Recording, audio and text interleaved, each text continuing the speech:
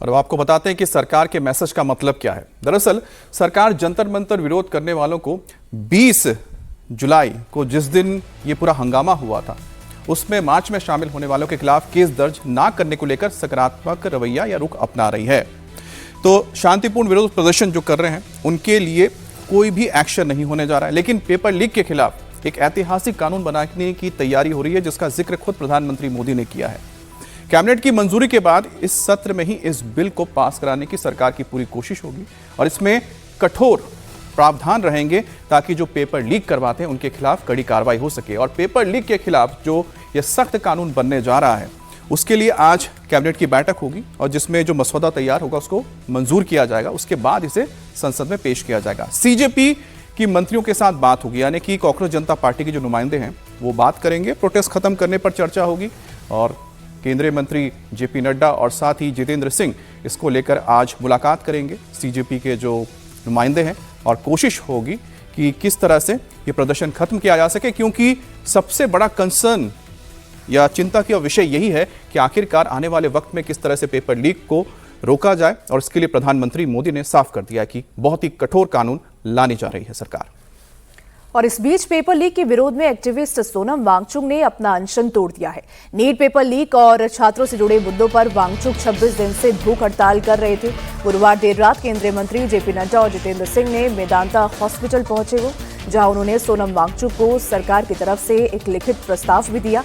सरकार की तरफ से लिखित आश्वासन मिलने के बाद सोनम वांगचुक अनशन तोड़ने को राजी हुए, जिसके बाद जेपी नड्डा ने उन्हें जूस पिलाकर अनशन तोड़ाया।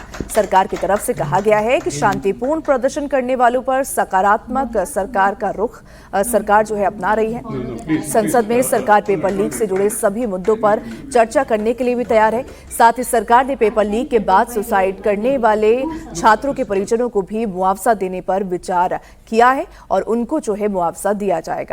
तो ये अब सोनम वांगचुक की तमाम मांगों को पूरा करते हुए अब बीजेपी के मंत्री साफ नजर आ रहे हैं। Government is positive on not registering cases against those protesting peacefully at Jantar Mantar in Delhi and those participating in the march to the Parliament on July 20, 2026. The government has already assured threadbare discussions to find solutions to paper leaks and educational reforms for exams in the Parliament.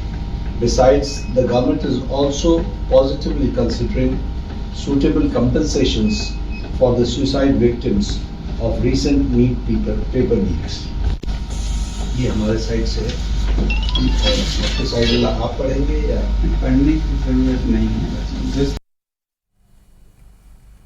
और अनशन तोड़ने पर सोनम वांगचुक ने कहा कि ये कदम कई शर्तों पर लंबी बातचीत और देश में संभावित हिंसा को ध्यान में रखते हुए उठाया गया है। And I want to appeal to the protesting students to maintain utmost peace.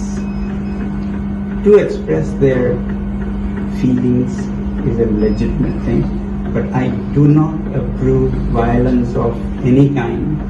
And allowing any antisocial elements to take advantage of this is not acceptable to me. It should be a genuine demand by genuinely concerned people, in this case youngsters. So with that being fulfilled, I am grateful and I will be happy to break my fast. अनशन खत्म करने के बाद activist Sonam Wangchuck ने social media पर इसकी जानकारी दी है। उन्होंने बताया कि केंद्रीय मंत्री जेपी नड्डा, जितेंद्र सिंह और लेह लद्दाख की एपेक्स बॉडी के वरिष्ठ नेताओं की मौजूदगी में उन्होंने 26 दिन बाद अपना अनशन खत्म कर दिया है। उन्होंने कहा कि यह कदम अलग अलग शर्तों पर लंबी बातचीत और देश में संभावित हिंसा को देखते हुए उठाया गया और वो बहुत जल्द एक वीडियो में इन शर्तों के बारे में भी विस्तार से बताएंगे। इसके साथ ही उन्होंने अपील की है कि कहीं भी किसी भी तरह की हिंसा ना होने दें। और वहीं देर रात एक्टिविस्ट सोनम वांगचुक के अनशन खत्म करने पर पीएम मोदी ने थोड़ी देर बाद पोस्ट किया है और उनके स्वस्थ रहने की कामना की है। पीएम ने सोनम वांगचुक से आग्रह किया है कि वो डॉक्टर्स की सलाह के मुताबिक अपनी दिनचर्या रखें और जल्द से जल्द अपना पुराना वजन फिर से प्राप्त करें। और इसके साथ ही पीएम ने सोनम वांगचुक के स्वस्थ रहने की प्रार्थना की है। मैं सोनम जी से आग्रह करता हूं कि वो डॉक्टर्स की सलाह के मुताबिक अपनी दिनचर्या रखें और जल्द से जल्द अपना पुराना वजन फिर से प्राप्त करें। वहीं पीएम मोदी ने देर रात वीडियो जारी कर छात्रों को भरोसा दिलाया, पेपर लीक रोकने के लिए कड़ा कानून बनाया जाएगा, ये बात कही है उन्होंने। कांग्रेस नेता राहुल गांधी ने पीएम के वीडियो पर इस दौरान निशाना साधा और उन्होंने सोशल मीडिया पर पोस्ट कर लिखा, आधी रात को जारी इस बेकार से वीडियो से छात्रों की समझदारी का अपमान न करें। छात्र धर्मेंद्र प्रधान के इस्तीफे की मांग कर रहे हैं तो धर्मेंद्र प्रधान को पद से हटाएं, छात्रों की पिटाई करने वालों को सजा दें और छात्रों की से माफी पीएम नरेंद्र मोदी मांगे।